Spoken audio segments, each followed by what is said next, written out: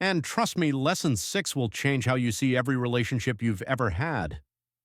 But first, what exactly is dangerous intelligence? Ordinary intelligence solves problems.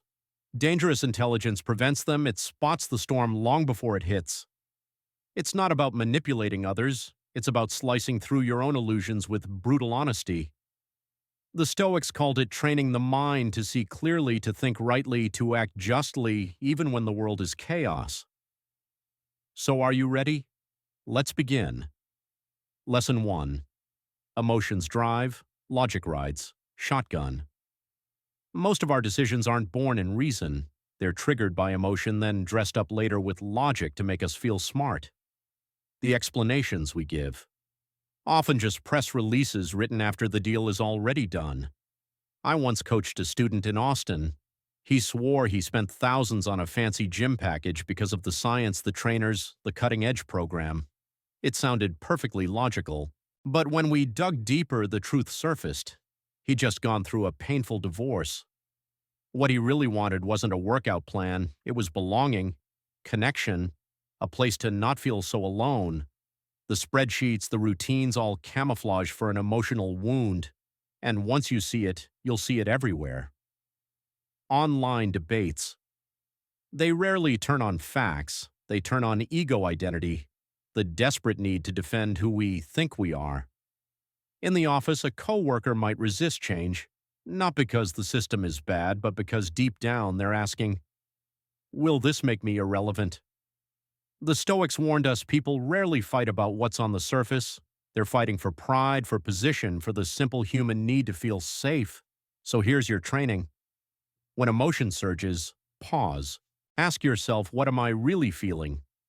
Anger, fear, the hunger to be seen. Then ask the tougher question. What impulsive move might I regret tomorrow? And when others flare up, don't go for their logic.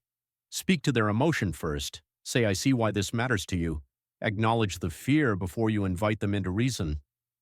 That right there is dangerous intelligence, the ability to read the emotion beneath the surface in yourself and others, the power to stop a fire before it burns down the room. Lesson 2. Everyone acts in their own interest. This isn't cynicism, it's reality, and once you accept it, your disappointment in people fades away. We love to believe in pure altruism, that our neighbor bakes cookies just because she loves giving, or that a colleague takes on extra work purely for the team. But beneath every act, there's always self-interest. Sometimes noble, sometimes selfish, but always there. I remember a woman in my community who seemed endlessly generous. She organized every event, remembered every name, always smiling, always showing up. People called her selfless. Later, I learned she was preparing for a city council run. Every kind gesture was part of a larger plan. Not evil, just human. Because at the end of the day, everyone's serving something, a dream, a fear, a need. And seeing that truth clearly, that's in the last lesson we learned that everyone acts in their own interest, and that once you see that clearly, disappointment dissolves into understanding. Because beneath every act of kindness, there's a current of purpose. It was the same with her, the woman who seemed endlessly generous. Her warmth was genuine, but so was her ambition. It was all part of a strategy, a campaign in motion. And when I realized that something shifted, I stopped feeling deceived. Instead, I respected her more because she was wise enough to align her goals with service to others. That's the Stoic insight. Self-interest isn't evil. It's human nature. Marcus Aurelius himself admitted that even his devotion to Rome served his own sense of duty and honor. And Seneca warned us expecting people to act against their interests is like trying to defy gravity. It's a battle you'll never win. So what do we do with that truth? We stop asking, Ati, why are they so selfish? And start asking, what do they really want here? Then we align. We search for the overlap, the space where both sides benefit. Because lasting cooperation isn't built on sacrifice, it's built on shared gain. This is dangerous intelligence, the ability to see the hidden motives behind every smile, every request, every offer. When you see clearly, you stop fighting reality, you start working with it. Lesson 3. Most people can't handle the truth about themselves. This one cuts deep, because the harshest mirror isn't the one we hold up to others, it's the one we hold up to ourselves. And most people, they turn away, they build stories, excuses, walls of justification to protect the fragile image they've crafted. That's why they stay trapped in the same mistakes, the same patterns year after year. I had a friend who always complained about being overlooked at work. He blamed politics, bad managers, bad luck, everyone but himself. But when I pointed out his lateness, his missed deadlines, his constant clashes with coworkers, he bristled. "You don't understand," he snapped. His mind wasn't seeking truth. It was seeking protection. The Stoics called this self-deception a form of slavery. Because if you can't see your own part in the problem, you'll never have the power to change it. Marcus Aurelius wrote pages of reflection on this, questioning his motives, confronting his flaws, disciplining his ego. Why? Because truth, no matter how painful, is the only solid ground you can build on. So here's your test. Ask yourself, what truth am I avoiding? What feedback do I reject too quickly? Where am I lying to myself because the truth hurts? These are brutal questions, but they're the ones that set you free. Most people surround themselves with yes men with comforting echoes of their own illusions, but the dangerous mind seeks the opposite, the voice that says, "You're wrong. Fix it." That's real strength.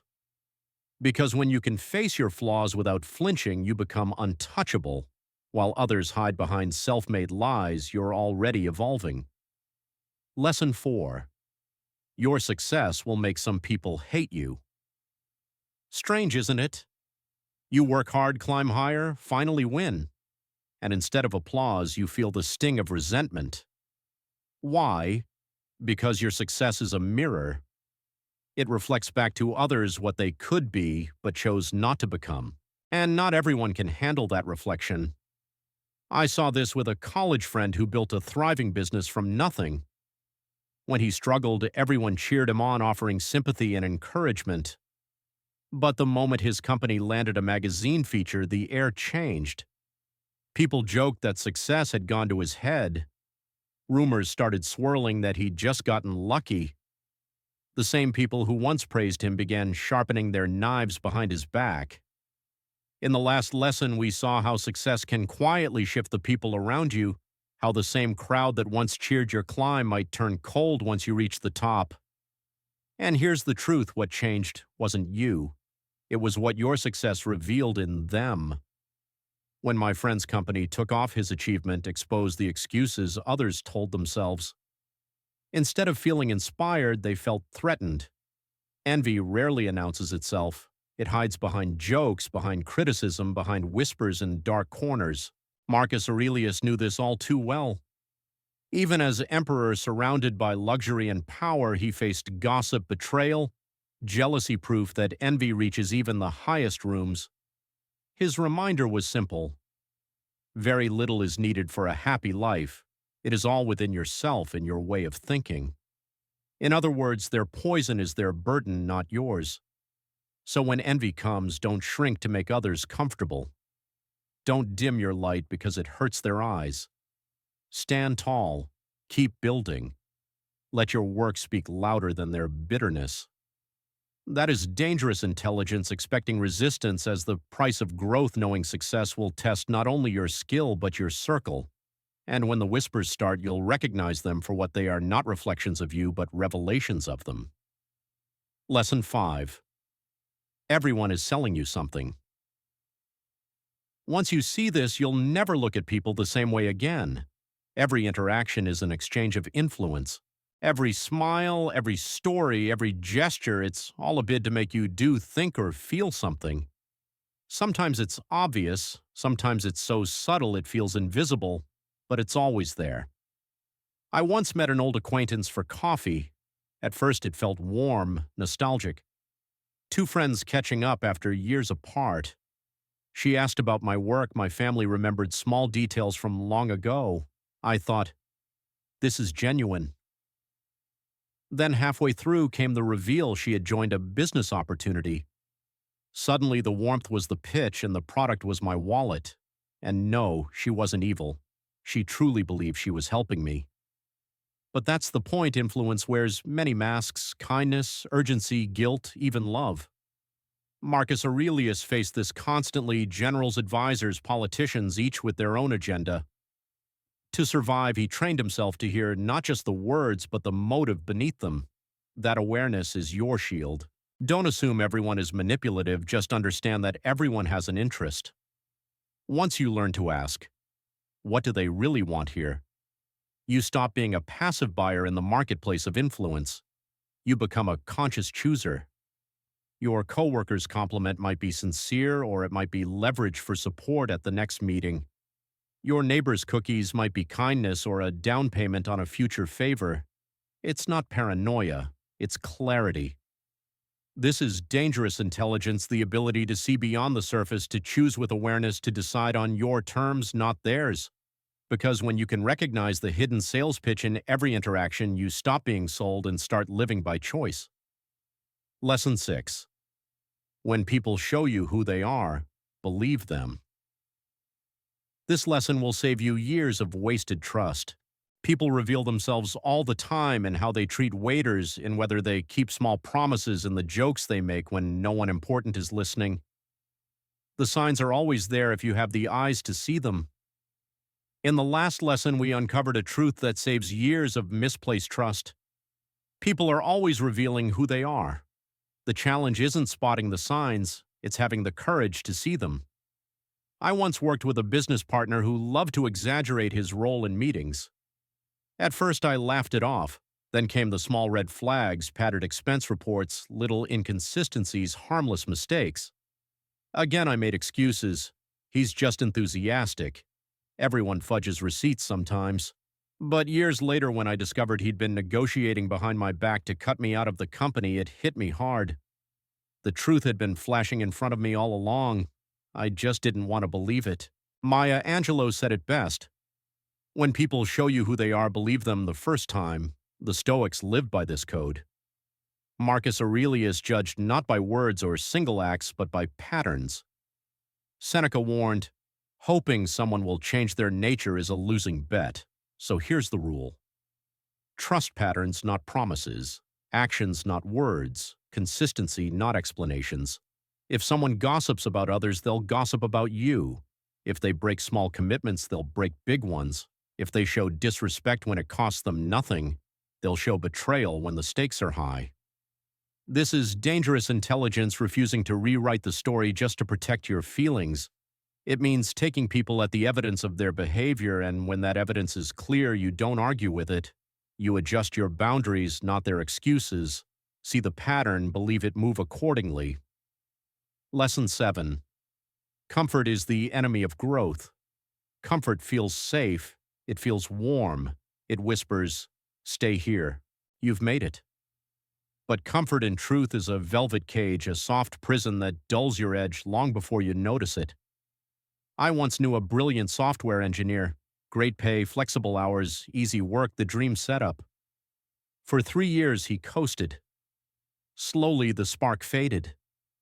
New technologies felt harder to grasp. Conversations that once lit him up now felt heavy. He hadn't failed, he had decayed. Not from hardship, but from ease. Then the layoff came, and the security he trusted vanished overnight. The comfort that once felt like a blessing revealed itself as a trap. The Stoics understood this well. Marcus Aurelius could have drowned in luxury, but he chose the grind of leadership campaigns, cold nights, hard lessons. Seneca practiced voluntary discomfort, sleeping on the floor, eating simple meals, because he knew that if you only accept ease, you'll collapse the moment life gets hard. So how do we fight back? We choose difficulty on purpose. Speak up when silence feels safer. Learn the skill that intimidates you. Train the body when the couch calls your name. Every time you step into discomfort, you sharpen your blade. Here's the paradox. Comfort kills more dreams than failure ever will. Because failure teaches, comfort only teaches you how to stay the same. Dangerous intelligence means spotting that trap early, asking, where am I choosing safety over growth? What am I avoiding because it's uncomfortable? then walking straight toward it. Because while most people drift to sleep in comfort, you'll be awake, alive, and rising. Lesson 8. You're going to die, and most of your worries mean nothing. This final lesson is the harshest, but also the most freeing. Death isn't a possibility, it's the only certainty. And when you remember this, most of the noise that drains your energy suddenly fades into silence. I watched this truth awaken a man I admired. Before his diagnosis, he obsessed over everything: office politics, neighborhood gossip, even whether his lawn looked better than the neighbor's. But when cancer forced him to face the clock, everything shifted. He stopped chasing approval. He ended hollow relationships. He gave his time only to what sparked joy, love, and meaning. Ironically, as his days shortened, his life expanded. He became freer, lighter, truly alive. The Stoics called this memento mori, remember death, not to be morbid but to focus. Marcus Aurelius wrote, "It is not death that a man should fear, but never beginning to live." Seneca warned that wasting time is the one crime that cannot be repaid. So ask yourself, if I had 1 year left, would this still matter? Would I waste hours arguing online? Would I chase the approval of strangers? Or would I finally say the words I've been holding back? Finally build what I've been postponing? Finally live not tomorrow, but now? This is dangerous intelligence, cutting away the trivial, investing only in what truly matters. While others drown in meaningless anxiety, you walk clear-eyed, unburdened, alive. Because the truth is brutal, you will die. But within that truth lies your freedom. When nothing is guaranteed, everything meaningful becomes urgent. And that urgency, that awareness, is the beginning of a life fully lived. Conclusion. 8. Ruthless lessons, each one a blade that slices through illusion. If you've stayed with me this far, you already hold more clarity than most. The only question now is, will you live it? Will you choose truth over comfort, discipline over distraction, growth over illusion? If this journey speaks to you, share it, like it. Subscribe so these reminders find you when you need them most. And in the comments, write just 3 words: I choose clarity. Let that be your public vow that from today forward you'll see through the fog, face the truth, and live fully awake.